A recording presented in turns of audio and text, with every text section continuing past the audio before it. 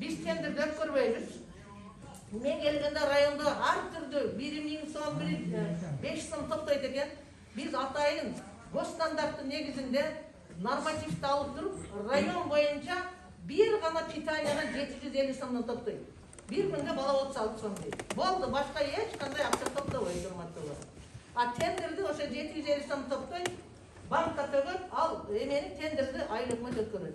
Ana biz sen tur aytып атасың, аптанын шаршемби күнү бизде ательер күнү. Ар бир эмеде мектепте, мына урматтуу ательер угуп алгыла. Мектепте детсадта ательерден түзүлгөн комиссия бар. Силер акыңар бар. Барып, ошо питанияны текшергенге, ак түзүп, бизге апарганга, айыл өкмөткө апарганга силер акылуусуңар. Атайын ошондой комиссия түзүп койгонбуз. Сен жакшы экенсиң комиссияда. Себеби бул балдар үчүн иш үчүн. Ошо комиссия иштеш керек.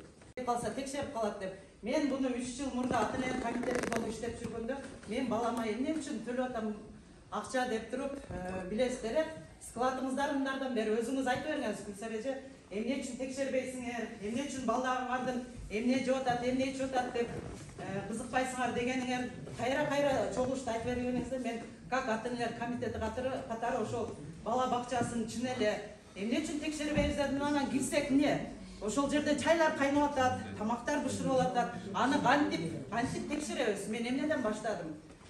Киргенде эле ошол билбей калышты. 3-чү күн открытый ден эле ательер текшере турган. Мен барганымда билбей калышты 3-чү күн экенин. Эмелерин чуксам эттери жок. Ага чейин да сизге айылыбыздан көп эле келиндер, по-моему, жалпы кылып барышкан, дайым эле жакшы эле чечип бересизби? Кандай кыласыз? Анан кийин эттери жок болуп аткан, башка болуп аткан. Жалыктардан улам мен дагы ательер комитети катары текшергенде ошондой болуп чыкты. Эттер жок болду, башка болду. Айыл өкмөтүбүзгө ар бир группадан 30дан гана окуучунун взносу барыш керек, 150 окуучунуку барыш керек эле. Мен ошол эмне кылабыз? Кичине майрамдарда акча чогултуп калабыз да.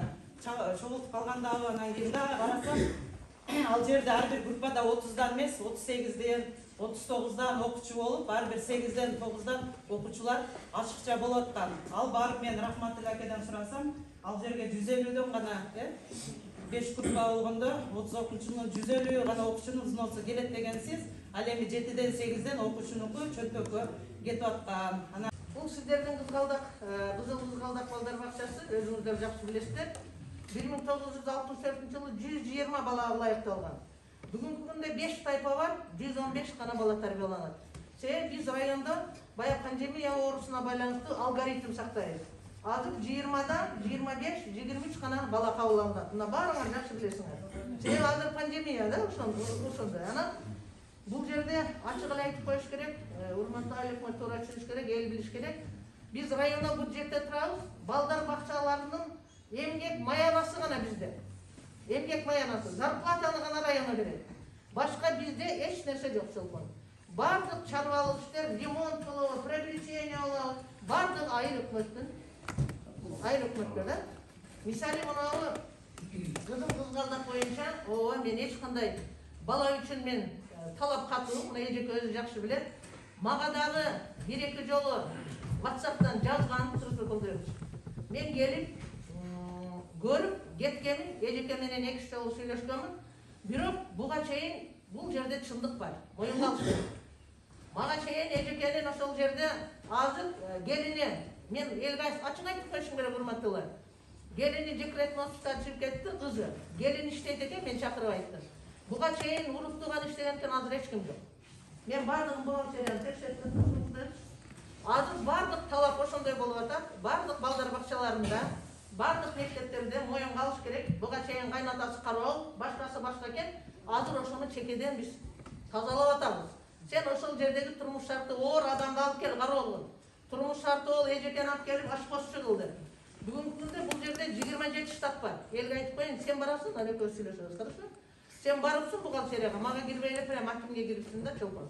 Мага кирсең болмо экен, таанышып, анан ошол жерде мен сени бюджет этилем. Бүгүнкү күндө бу жерде 27 штат бар. Анын 5 тарбиячы, 5 жардамчы тарбиячы, 17 техникалык кызматкерлер. 2 кароолу бар, ашпозчусу бар, башкалары бар. Bir айлык зарплатасы ушул 27 кызматкердин 247.120 сом алат. Bir айда. Анан баягы бардыгы айрыкча тарбиясы бар билимине, анан кийин стажына, саатына жараша алат. Андан кийин бир жылдык зарплатасы гана бар бизде. 2.967.312 сом. Башка детсат эч нерсеси жок. Биз ар салерияда карайбызбы чолпон. Ар себеби 2011 жылдан бери сиздер билип коюшуңуздар керек. Биздин министрлик мектепти дагы, балдар бакчасын дагы бардык ала турган нерсесин номенклатура детсат менен мектепке өткөрүп койгон. Району азыр приказ бербейт. Азыр ушу мектептин директору, детсаттын директору өз алат. Тарбия алабыз, завхоз алабыз, качагар алабыз. Номенклатура балдар бакчасыныкы. Бирок бул номенклатура балдар бакчасыныкы өз билгенин жасабасын деп, биз ай сайын кеңешмебиз болот, 90 садик бар. Ошолорду атайын бир маселени, кадр маселесин биз коюп атабыз. Бул актануу эмес, урматтуу менен күтүлганда. Сурооңор болсо бергиле. А чолпон, мен сени күтөйүн. Мен сени күтөйүн. Сен бар, бухгалтерияны чакырайын, толуктайлы. Анан ошо сага жалып кылгандарга керек болсо письмени жазып берейин. Анан бир жери биз тендерди өткөрбөйбүз. Мен келгенде райондо ар түрдүү 1000 сом, 5 сом токтойт экен. Биз атайын госстандарттын негизинде нормативди алып туруп, район боюнча бир гана питанияга 750 сомдон токтойт. Bir günde bala 36 son değil. Boldu, başka hiç kандай akça toplayı durmaktalar. A tenderdi o şey 750 son toplayı, banka tögöp, al emeni tenderdi aylıkma tökörü. Ana biz sentur aytodasın, haftanın şarşembe günü bizde atölyeler günü. Her bir yemede mektepte, buna urmakta atölyeler uğalıgılar. Mektepte, detsatta atölyelerden tüzülgen komisya var. Siler akınar var.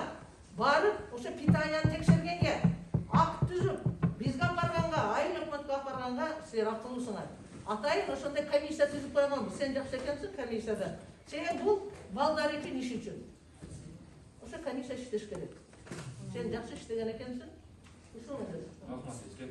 Анан Гүлайым эжеке азыр сиз айтып аткан ошол декретте деп кимди айттыңыз? Кечиресиз. Сиз менен таанышканыма аябай кубанычтымын. Анан келини деп. Келиниңиз, кайсы келиниңиз иштейт Гүлсара эже бул жерде? Kızım ince maymun kızdan ince. Жок ал ооба. Анан ушул жерде. Onun için emniyet senden keçirim sırayım Çalpan. Çolmuştu göz aparmayız yuka. Men açıp söylüyorum ona. O demek söylüyorum. Sen bana var. Azı söyleştik. Turaydı odan mı? Bana varsın.